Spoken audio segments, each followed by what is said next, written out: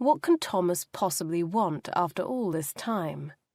She finds herself remembering a sugary brown smell. It is the smell of cinnamon toast, frangipani blossoms and Mr. Sheen, the smell of his Aunt Connie's house. Sophie had been going out with Thomas for nearly a year when she decided to break up with him. The decision was the result of weeks of agonized self-analysis. Yes, she loved him, but did she love him for the right reasons?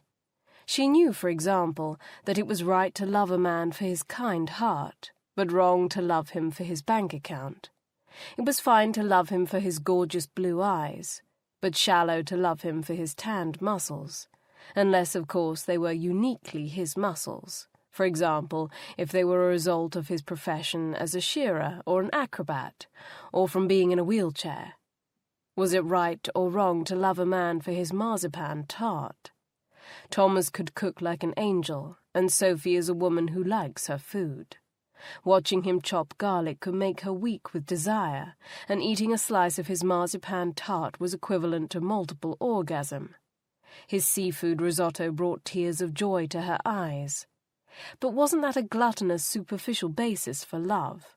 Especially when you sometimes secretly, shamefully wished he could just drop off the marzipan tart, rather than having to stop and tell you some long, worrying story about his car registration.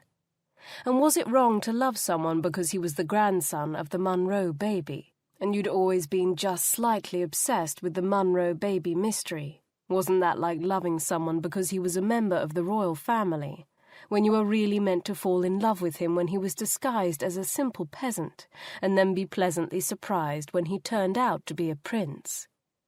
It seemed to Sophie that she didn't love Thomas the way he deserved to be loved. He deserved to be with a woman who adored that fraught, scrunched-up expression he got whenever he had to do a difficult reverse park. He deserved a girl who thought it was cute the way he scrupulously read every line of the passenger safety card every time he flew, and took his responsibilities so seriously that when he was seated in the exit row, he spent 10 minutes asking a bemused flight steward questions about exactly what he'd need to do with the exit door in the unlikely event of an emergency.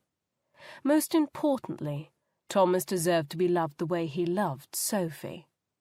Once she'd found a document on his computer called Sophie, which she opened, of course, to find a list of reminders about how to be a good boyfriend.